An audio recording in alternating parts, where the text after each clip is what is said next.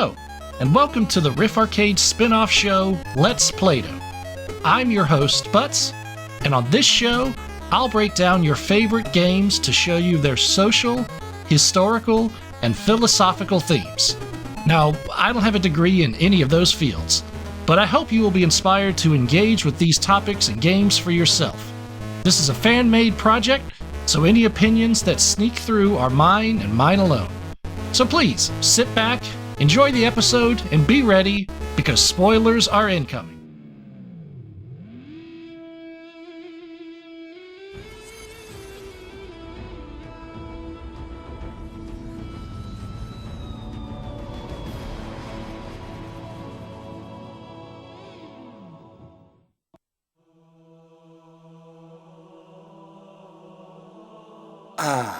That's the good stuff. Today, we're going to finish the fight with Bungie and Microsoft's juggernaut franchise, Halo. Longtime riffraff know I love Halo. It's one of my favorite game series. I know I say that every episode, but this time it's true. Don't give me no Call of Duty or Modern Warfare. Give me an assault rifle, a shield, and some gross aliens to blast. It's no stretch to say that the entire Xbox brand is built on Halo and its legacy. Which is amazing because Halo Combat Evolved went from just a promotional scrap idea to the launch title of an unproven console in under a year. Luckily, Bungie had more time to work on and expand the lore of the series in the sequels. And I, being a Halo apologist, will defend the story of Halo. Only until Halo 3 though. Please see Halo 4 disclaimer for more details. Speaking of story, you play as Master Chief, a super soldier trained to fight a genocidal alien army. Actually, a lot of the fighting is in space, so I guess it's technically a navy? Is that how it works? Do aliens have navies? Chief has known nothing but war, and those filthy aliens with their caste society, built upon lies and deceit, don't stand a chance. But come on, you know what show you clicked on. There's more to the story and setting of Halo than just recycled tropes. Those tropes have an origin in the most famous book by one of the most famous thinkers of all time. The very namesake of this series, Plato. I'm going to bend the rules today and use some sources found outside the games, but those sources are referenced in-game and have been declared official canon. So let's zoom out and see why the entire Halo series is just exploding with references to the Republic. Plato is kind of like Babe Ruth. He's not the first to play the game, but he is the first most famous to play the game. There are many philosophers before him: Thales, Anaximander, Democritus, Heraclitus, Socrates, but Plato is the first one that people who study this thing say you have to know. Also like Babe Ruth, Plato could eat 12 hot dogs in one meal and had a 474 career on-base percentage. No, really, that's a possibility. You see, Plato isn't his real name. His real name is Aristocles. He was born sometime around 428 BC in Athens, the other one, to a very wealthy and influential family. One possible source of the nickname, which means broad, is it was given to him by his wrestling coach, because Aristocles was an absolute unit. At some point in his youth, Plato ran into Athens' favorite social disruptor, Socrates. Socrates took Plato under his wing and mentored him. Socrates taught Plato how to think and get to the bottom of an issue. He also taught Plato the Socratic method, because branding is important. But tragedy struck in 399. His mentor and teacher was put on trial and sentenced to death. Socrates was forced to drink hemlock for disturbing the youth. Socrates? Ha! If it's another debate you want, it will be hard for us to decide who hates that man more. Why would we help him? This had a profound impact on Plato.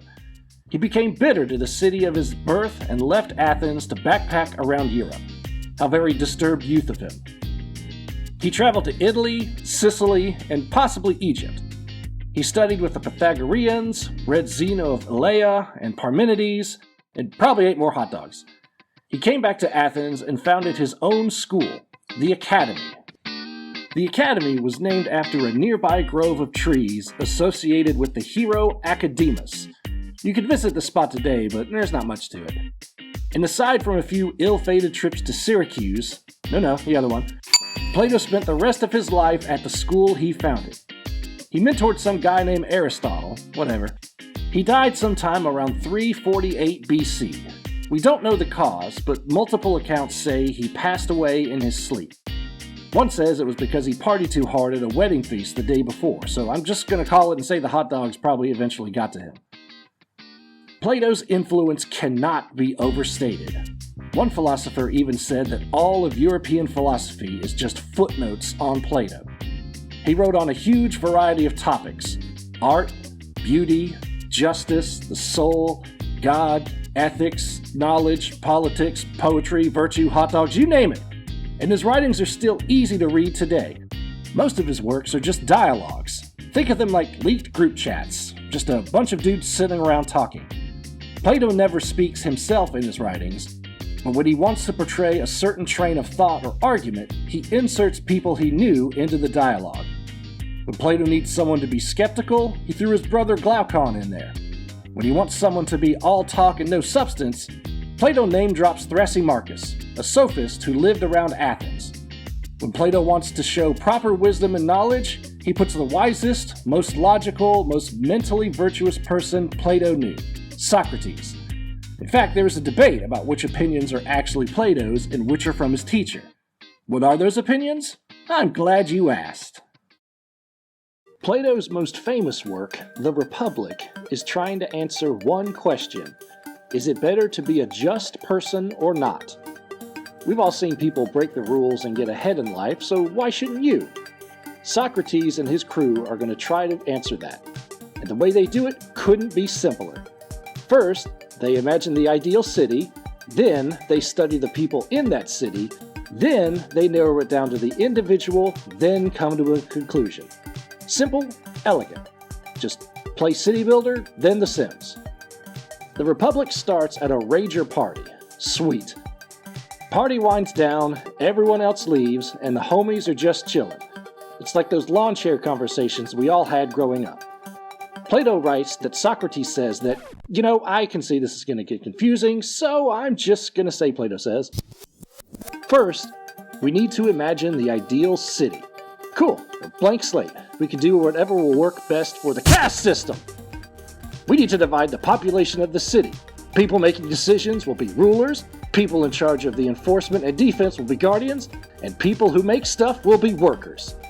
This is kind of how it goes for the whole book. For every good idea Plato has, he has an equally bad one.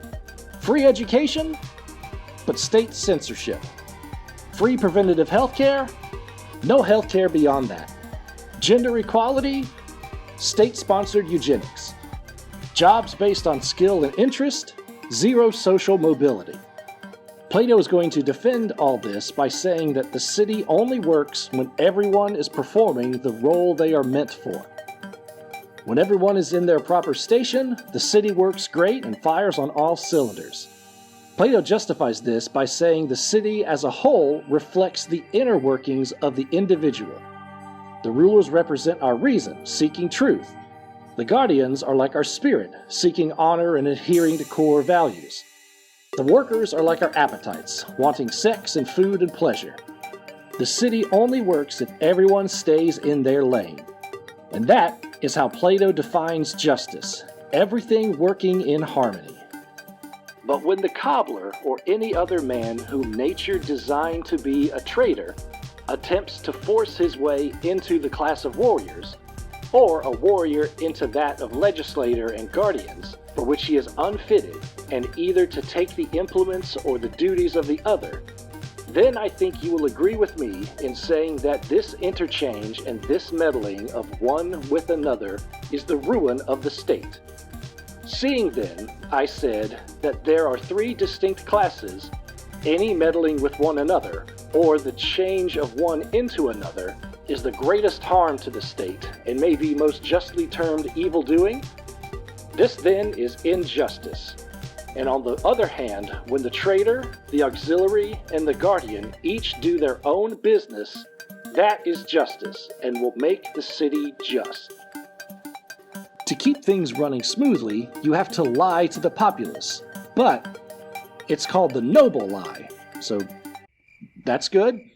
Noble is good, right? The noble lie says that everyone is born with certain qualities about their nature: gold, silver, iron, or bronze. Citizens, we shall say to them in our tale, you are brothers, yet the gods have framed you differently. Some of you have the power of command, and in the composition of these he has mingled gold, whereas also they have the greatest honor. Others he has made of silver, to be auxiliaries. Others again, who are to be husbandmen and craftsmen, he has composed of brass and iron. Gold were rulers, surprise, surprise. Silver were the guardians, and iron and bronze were workers. This is partly why there is no social mobility, because an iron can't be a gold. Come on, it's just silly. But what happens if someone discovers the noble lie? The most famous caste is the Guardians. They kind of make the whole thing go. They keep the working class in place, defend the city, and once they age out of the military, they go on to be the ruler class or train younger Guardians. The Guardians are to be bred. Why, I said, the principle has been already laid down that the best of either sex should be united with the best as often, and the inferior with the inferior as seldom as possible, and that they should rear the offspring of the one sort of union, but not the other, if the flock is to be maintained in first-rate condition. They are to be taught gymnastics, music, warfare, mathematics, and are to be indoctrinated on the stories only of heroism. Much like medieval knights, they were to embody all the good qualities of the society during peace and to be fierce fighters in war. Plato's guardians basically became just tools for the state. No property, no individuality, no family. And this agrees with other principles which we were affirming, that the guardians are not to have houses or land or any property. Their pay was to be their food, which they were to receive from the other citizens, and they were to have no private expenses, for we intended them to preserve their true character of guardians. Both the community of property and of the community of families tend to make them more truly guardians. They will not tear the city in pieces by differing about mine and not mine, because they are of one opinion about what is near and dear to them, and therefore they all tend towards a common end. If you're sitting there thinking, there's no way I would ever be on board with any part of this society, and you bought an original Xbox in 2001, then I've got some bad news for you. Like all good Homeric epics, Halo Combat Evolves begin in media res. You play as Spartan, no, not that one, Super Soldier Master Chief, and your mission is to survive on a strange alien superstructure while different aliens are trying to kill or zombify you. This game rules. That can be as far as the story needs to go. There be aliens, kill them dead. But come on, you know the show you're watching. Allow me to pull back the curtain. All of the Spartans in Halo were once candidates chosen by the military. And by candidates, the military means kids, and by chosen, they mean kidnapped. Nicknames are fun. Dr. Halsey knew what she had to do, her duty. It was for the greater good. All humanity would be served, even if a tiny handful of them had to suffer for it. Still, when she turned inward to face her complicity in this, she was revolted by what she saw. These candidates were taken from their family, replaced with a flash clone, and subjected to years of mental and physical military training. As per Naval Code 45812, you are hereby conscripted into the UNSC Special Project, codenamed Spartan 2. You have been called upon to serve. You will be trained. You will become the best of what we can make you. You will be the protectors of Earth and all her colonies. This will be hard for you to understand, but you cannot return to your parents. This place will become your home. Your fellow trainees will be your family now. The training will be difficult. There will be a great deal of hardship on the road ahead, but I know you will all make it. Rest now. We begin tomorrow. Pushed to the absolute limit every day, they had no home, no property, and no identity. Just a first name and a number. Kelly 087, James 005, John 117. The Spartans engaged in daily calisthenics, technical lectures, survival skills, and live fire drills. They learned about their namesake in the Battle of Thermopylae, how wolves hunt, espionage and weapons training, military codes, topography, field medicine, sewing, I don't know, just all the military skills. This goes on for about 7 years, and right before puberty hits, all the children, now remember that, these are children, receive biological and surgical enhancements. They don't all survive. We were 14 when we lost almost half of our comrades to augmentation failures. Death does not diminish these qualities in a soldier. We shall remember our dead. Honors, attention! Kids I grew up with, never said goodbye to. We commit the bodies of our fallen to space.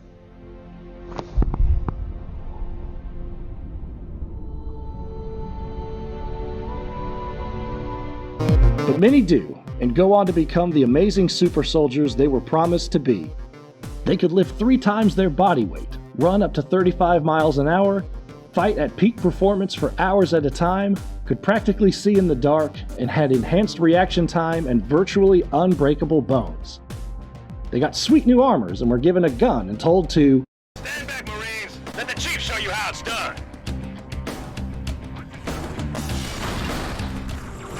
Speaking of, the aliens you so lovingly kill are called the Covenant. They are a coalition of species that believe humanity is corrupting the galaxy. I mean, we've all seen Earth, so they don't not have a point. They worship an ancient, even more advanced alien race called the Forerunners, who are the ones who actually built the Halos. If the Spartans are a perfect example of the Guardians, the Covenant are a perfect example of the entire society. The Covenant society is, you guessed it, a caste system. His murderer was within our grasp. If you had not withdrawn our phantoms... Are you questioning my decision? No, Holy One. I only wish to express my concern that the brutes... Recommissioning the Guard was a radical step. But recent events have made it abundantly clear that the elites can no longer guarantee our safety. I shall relay your decision to the Council.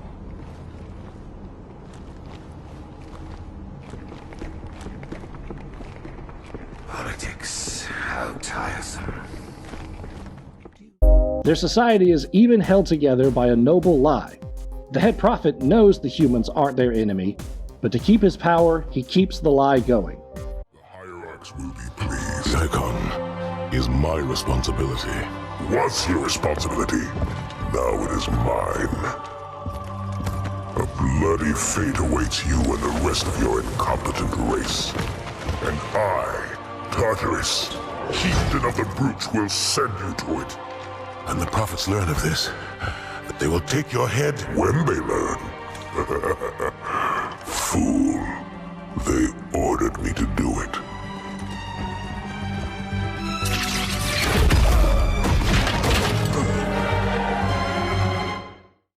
The original noble lie of the 4 metals perfectly matches the Covenant society. The prophets represent gold. They sit at the top and make all the decisions. The elites are silver, noble warriors who defend the Covenant. Do you know, Arbiter, the elites have threatened to resign, to quit the High Council, because of this exchange of hats. We have always been your protectors. These are trying times for all of us. The jackals and hunters are iron, and the grunts are filthy bronze, and are treated as little more than cannon fodder. Never gets old. Really eases the nerves. Part of the drama of the second and third Halo games is a new alien race comes to replace the elites. And when one of the elites learns about the noble lie, he does what literally anyone would do if they learned their entire society was built on something called the noble lie. Take care, Arbiter. What you say is heresy. Is it? Oracle, what is Halo's purpose? Collectively, the 7... Wrong! Not another word! Please. Don't shake the light bulb. If you want to keep your brain inside your head, I'd tell those boys to chill. Go ahead. Do your thing. The sacred rings, what are they? Weapons of last resort, built by the Forerunners to eliminate potential flood hosts, thereby rendering the parasite harmless. And those who made the rings? What happened to the Forerunners? After exhausting every other strategic option, my creators activated the rings. They and all additional sentient life in 3 radii of the galactic center died, as planned. Would you like to see the relevant data? Tartarus, the prophets have betrayed us. Sounds like everyone could use some stress relief. I've got just the thing.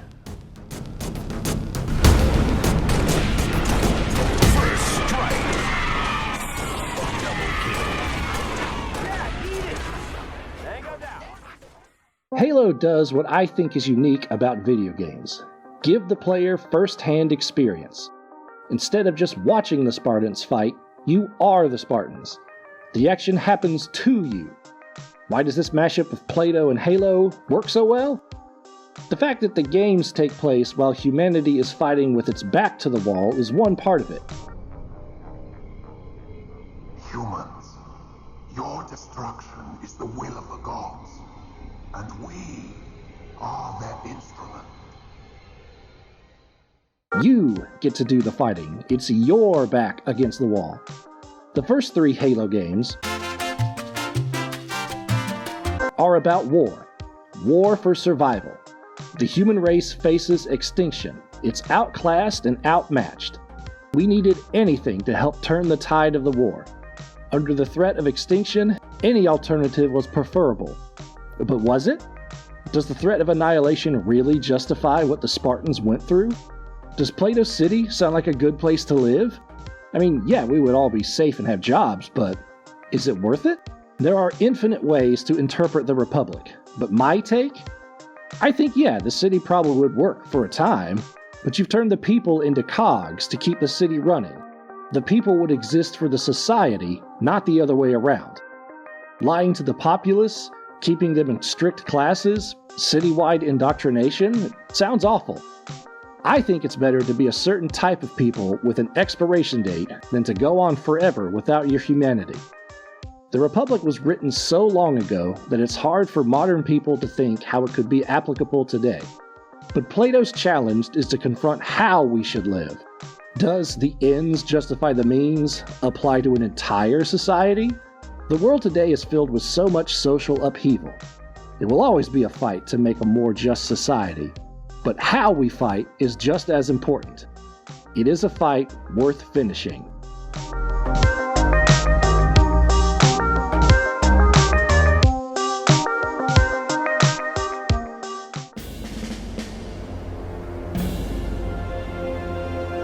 For us, the storm has passed.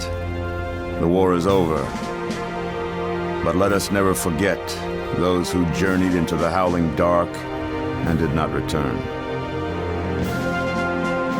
For their decision required courage beyond measure, sacrifice, and unshakable conviction that their fight, our fight, was elsewhere.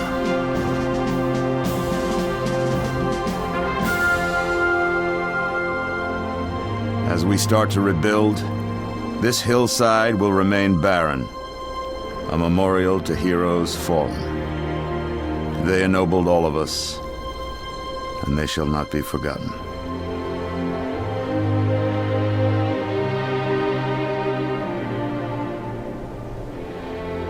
Present, Hops!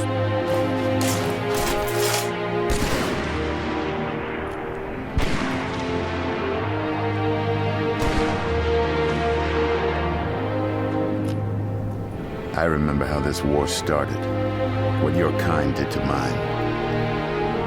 I can't forgive you,